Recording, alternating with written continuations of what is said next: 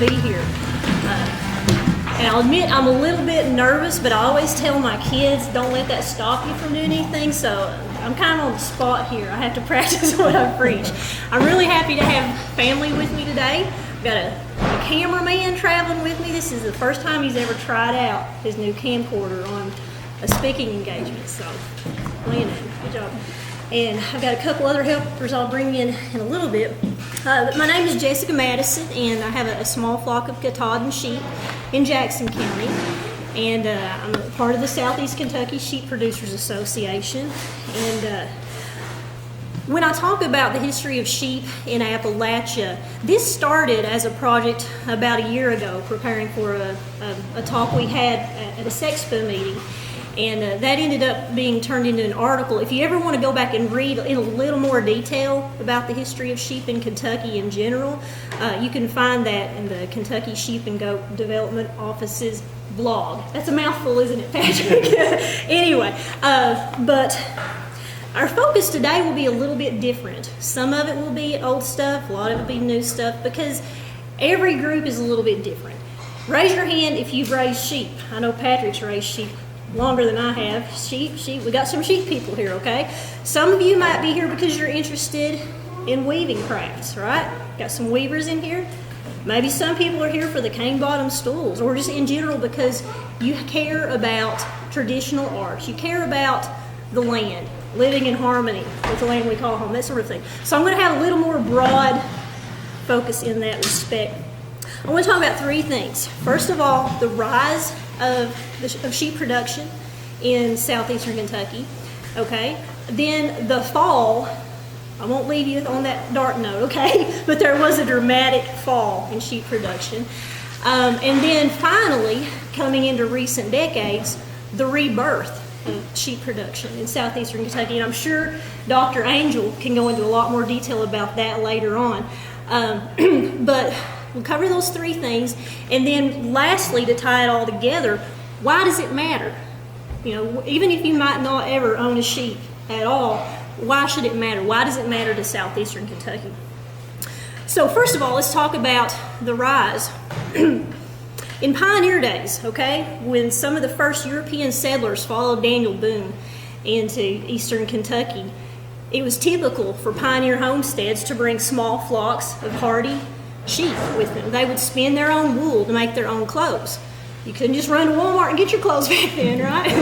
That was an important expression of pioneer independence, okay? And prosperity. What the people moving here at that time considered to be true prosperity didn't necessarily mean you lived in a big mansion or had lots of money, but did you have everything you needed? Were you somewhat self-sufficient? So we're going to come back to this at the end of the talk and evaluate what this can still tell us today about independence and prosperity. So at the time of the American Revolution, when everybody was declaring independence, sheep had a lot to do with that, okay? Did you realize that not only was England imposing taxes on tea that they were throwing in Boston Harbor, but they were also forbidding people to export their own wool? Okay? They're like, you have to buy from us. We want you to get wool off of British sheep and make your clothes or get the clothes ready made, okay? This was an expression of independence, okay? At times somewhat illegal to simply raise your own wool, make your own clothes. 3 of the 4 first presidents of the United States were Virginia farmers. By the way, Kentucky was part of Western Virginia at that time, who were inaugurated wearing suits made out of American wool. How about that? Have I made my point about independence? Okay. Back then it was a really big deal. So a typical diversified homestead wouldn't have thousands or usually not hundreds of sheep, but a fairly small flock for that individual family. That doesn't mean there weren't bigger flocks early on.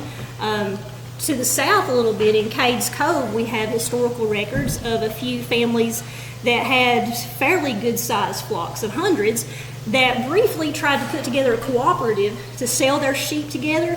Guess where? Kentucky. Kentucky rose to quite a position of prominence in sheep production,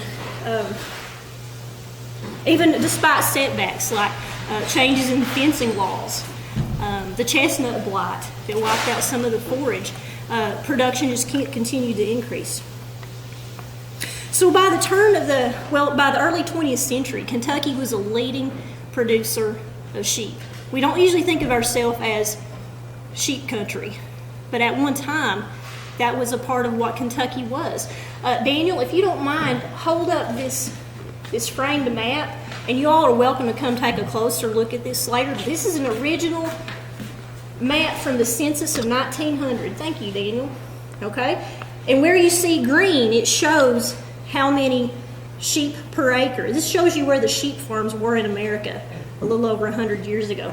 Here's Kentucky, okay? We were just on the southern end of the middle of it all, weren't we?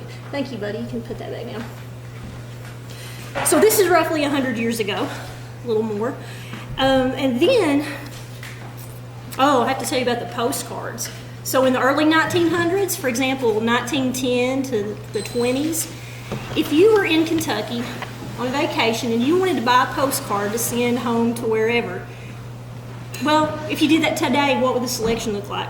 Cumberland Falls, Kingland. Yeah, that's what says Kentucky today, right? Well, back then, it was a thing to have postcards of sheep, pastoral scenes.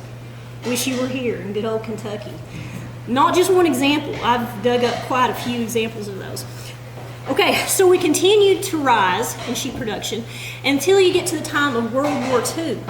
Now, that map would have changed some because by World War II, Kentucky was second in the nation, second only to Texas, for the number of sheep we had. I know that's hard to believe, but not exact number, the rough estimate, I believe it was 1.4 million. You double check that. Just think about it. Second only to Texas. Then what happened? Around the time of World War II. Yeah, 1.4 million. See, I lost my place there for a minute. Okay, so at that time we were a hub, not only for producing sheep, but also mills. There were industrialized mills. There were also artisan mills. Some of you are probably familiar with Churchill Weavers in Berea. I believe at one time they had 150 hand looms. Okay, while there were all these industrialized ones, they were doing on a big scale things a more traditional way. And I'm sure you'll all be learning a lot more about weaving in detail tomorrow, but I'm just kind of giving a historical sheep overview. So Kentucky was known for its lamb and mutton in fancy restaurants in places like New York City. And I know I'm focusing on southeastern Kentucky and Appalachia in general today, but let's not forget that just to the west in the bluegrass, we were well known for breeding Southdown sheep worldwide. I mean, we were winning prizes at World's Fairs every year for that.